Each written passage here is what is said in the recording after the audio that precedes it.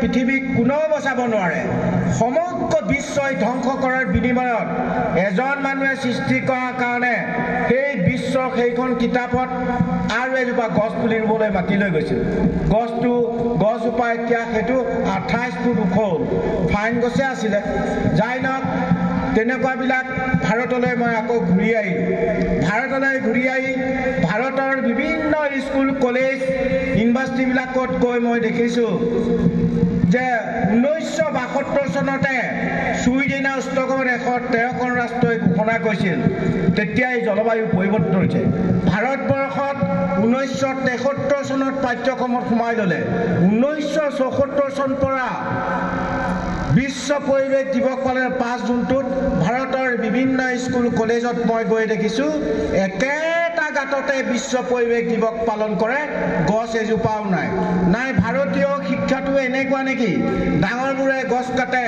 সৰু ল'ৰা ছোৱালীক গছ পুলিবোৰ উঘালি জান মৰা সেই দিনাৰ পৰা যদি উঘালিও নিদিলেহেঁতেন একে জেগাত থকা হ'লে ইমান গোলকীয় উষ্ণতাৰ ৰূপ ধাৰণ নকৰিলে সেয়ে শিক্ষাক অগ্ৰাধিকাৰ দি এনভাইৰনমেণ্টেল সায়েন্স পৰিৱেশ বিজ্ঞান LP স্কুলৰ পৰা দিব লাগিব পৰিৱেশ শিক্ষক দিব লাগিব পৰিৱেশ ইউনিভাৰ্চিটি দিব লাগিব যেতিয়া এটা ল'ৰাই LP স্কুলত নাম লগাব এজোপা গছ ৰুব সি প্ৰেক্টিকেলি 5 বছৰত ডাঙৰ কৰিব লাগিব তাৰ অক্সিজেনটো সি নিজে ল'ব পিছৰ 5 বছৰত আৰু এজোপা ৰুব বিশ্ববাসীক দিব তেতিয়া ভাৰতেই নালাগে পৃথিৱীত কিমান ল'ৰা ছোৱালীয়ে বছৰি এডমিশ্যন লয় 1 বছৰত কিমান হ'ব 2 বছৰত কিমান হ'ব 3 বছৰত কিমান হ'ব 4 বছৰত 5 বছৰত অল ওভাৰ ৱৰ্ল্ড গ্ৰীণ হৈ যাব সেইখিনি ল'ৰা ছোৱালীয়ে নতুন পৃথিৱী ইহঁতে ৰোৱা গছ কোনোদিন কাটিব নিদিব ইহঁতৰ গছৰ ওপৰত পৰা চৰাই মাৰিব নিদিব ইহঁতৰ গছৰ তলত থকা জীৱ জন্তু মাৰিব নিদিব সেই আদিম যুগৰ পৰা সংৰক্ষণ নকৰা তাহাঁতে পাৰিব আনে নোৱাৰে যাই নহওক আমাৰ দেশ আমাৰ ৰাজ্যত বহুত দুখ কষ্ট অতিবাহিত হ'লেও বিশ্বৰ ভিতৰত জনসংখ্যা বেছি হ'লেও বেলেঞ্চটো থকাৰ কাৰণে ভাৰতৰ 140 কোটি মানুহক বেয়া পাব নাজানো আৰু 140 কোটি মানুহৰ আশীৰ্বাদ আছে গ্ৰীণ ইণ্ডিয়া কৰা সেউজীয়া ভাৰত কৰা সেইটো মোৰ উদ্দেশ্য আছে কাৰণে এতিয়া নতুন প্ৰজন্মৰ ওপৰত গুৰুত্ব দি পেলাই ভাৰতবৰ্ষৰ বিভিন্ন ৰাজ্যত প্লেণ্টেশ্যন কৰে বিদেশতো মেক্সিকোত 10 বছৰ ভিসা আছে 8 লাখ হেক্টৰ লোৱা আছে তাত মাটি তাত এতিয়া প্লেণ্টেশ্যন কৰিলা ফ্ৰান্সত মোৰ হাবিৰ পৰা গুটি নি মোৰ নামতে এখন ফৰেষ্ট বনাইছে সেইকাৰণে সেউজীয়া পৃথিৱীখন সেউজীয়া কৰিবলৈ হ'লে আপোনালোকক বিশ্বৰ 800 কোটি মানুহক এটাই অনুৰোধ কৰিছোঁ আপোনালোক একো কৰিব নালাগে প্ৰকৃতিক ভাল পাবলৈ শিকক যে পৃথিৱীৰ ভাৰসাম্যটো ঘূৰি আহিব নহ'লে নহ'ব আৰু মেইন উদ্দেশ্যটো সেইটোৱে বিশ্ববাসীয়ে সেইটো কৰিলে শান্তি সুখ আৰু দুখ আমি জীয়াই দিব আৰু ইয়াত আমাৰ চাৰিঙেচাৰ আছে আপুনিও বা ৰণুজক বা শিক্ষামন্ত্ৰীক বা হিমন্তক ক'ব যে এতিয়া গৰম বন্ধটো উঠাই প্ৰকৃতিৰ লগত সম্বন্ধ ৰাখি গৰম বন্ধ দিব লাগিব যোৱা বছৰ লখিমপুৰতে 5টা ল'ৰা ছোৱালী মৰিলে স্কুললৈ যাওঁতে যেতিয়া গৰম বন্ধ দিয়ে কম্বল লৈ শুব লাগে আৰু আগষ্ট ছেপ্টেম্বৰত প্ৰখৰ ৰ'দত স্কুললৈ যাওঁতে সেইনে ছাত্ৰ ছাত্ৰীক লৈ পাখা খেলিব নালাগে মোবাইলত দিব টিভিত দিব যিহেতু জানো অহা বছৰলৈ ভাৰতবৰ্ষত আমাৰ অসমত বিশেষকৈ উত্তৰ পূৰ্বাঞ্চলত 52 ডিগ্ৰী হ'ব তেতিয়া আমি জীয়াই থাকিম নে না সেইবিলাক এতিয়া প্ৰকৃতিৰ লগত সম্বন্ধ ৰাখি যিকোনো কামবিলাক আগবঢ়ালে ভাল হ'ব বুলি ভাবোঁ আৰু জংকি পানৈ ইয়াত যিটো কলাক্ষেত্ৰ বনাবলৈ দশেৰাখন বনাওঁতে যাতে শুদ্ধকৈ বনায় কাৰণ অশুদ্ধ হৈ আজি মাজুলীক বিশ্ব ঐতিহ্যমণ্ডিত ঘোষণা বিশ্বৰ দৰবাৰত আজি আমি কলাক্ষেত্ৰ বনাই ভাৰত চৰকাৰৰ পৰা ল'ব লাগিব ভাৰত চৰকাৰৰ পৰা ল'লে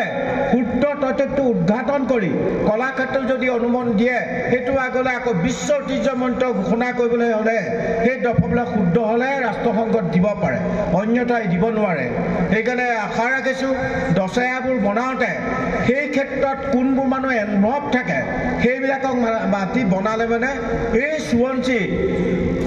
জংকি পানে কলাক্ষেত্ৰটো খুব সুন্দৰ হ'ব বুলি মই ভাবোঁ যিহেতু পৰিৱেশটো বৰ ভাল আৰু গছ গছনি ফুৰিব সেইকাৰণে আমাৰ ছাত্ৰ ছাত্ৰী কণা মিউকুলগা জংকি পানে ৰুমিয়াঙাৰানৰ পৰা ভাল পোৱা পুৰি হৈছিল ইচেম্বাই যোৰহাট নগৰত স্কুলত গৈ পঢ়োৱা নাছিলে ৰুমিয়াঙাৰাতে দুংগেনা প্ৰকৃতিৰ লগত থাকি ভাল পাতৰ প্ৰকৃতিৰ পৰাই শিকিছিল তাহাঁতে সেইকাৰণে তেওঁলোকে জনগোষ্ঠীৰ মানুহ এতিয়া মিচিং জনগোষ্ঠীৰ নদী কাষত থাকে সকলোৱে জানে প্ৰকৃতিৰ পৰা লয় প্ৰকৃতিক দিয়ে অদল আৰু সুন্দৰ অসমখন জনগোষ্ঠীয় মানুহে যে মিচিং জনগোষ্ঠী আৰু বহুত চহকী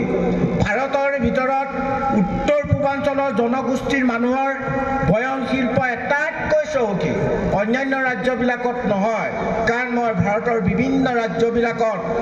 আৰু ভাৰতৰ ট্ৰাইবেলেশ্যনটো যাওঁ সেইবিলাক মই দেখি পেলাই সকলোখিনি যাওঁ দেখিলে মানে বেয়া লাগে আমাৰ ভুলতে তোমালোকৰ বহুত দুখ কষ্ট অতিবাহিত হৈছে আৰু শিক্ষানীতিত যিমান থাকক ইয়াত বহুখিনি শিক্ষক শিক্ষয়িত্ৰী আছে ঘৰবোৰ বনাওঁতে দীৰ্ঘম্যাদী আঁচনি প্ৰস্তুত কৰি মাটি অধিগ্ৰহণ নকৰাকৈ বনাব লাগিব 5 মহল 10 মহল ওপৰ ভেটি প্লেনটো বনাই ল'ব লাগে চৰকাৰে যিমান অনুদান আনিব ইমান ওপৰলৈ বনাই গৈ থাকিব মাটি অধিগ্ৰহণ মানে গছ কটা আৰু এতিয়া এটাতকৈ দুখ লাগে ভাৰতৰ ভিতৰত অসমে 1 নম্বৰ গছ কটা তাৰপিছত মহাৰাষ্ট্ৰ 2 নম্বৰ আৰু অৰুণাচল 3 নম্বৰ আমি নম্বৰ পাইছোঁ কম ভাল নম্বৰ পাইছোঁনে একদম ফাৰ্ষ্ট ক্লাছ পাছ আমাতকৈ ভাল মানুহ আছেনে বাৰু সেইকাৰণে সকলো চিন্তা চৰ্চাবোৰ চিন্তা কৰি আপোনালোকে দীৰ্ঘম্যাদী আঁচনি প্ৰস্তুত কৰি স্কুল কলেজ ইউনিভাৰ্চিটি ঘৰৰ পৰা শিকায় স্কুলবিলাকত LP স্কুলৰ পৰা শিকায় যে অকণ অকণ ল'ৰা ছোৱালীৰ আগত গছ কেইজোপা কাটিহে ঘৰটো বনাইছে এতিয়া ল'ৰা ছোৱালীয়ে গছ কাটিব লাগে বুলিয়ে শিকিলে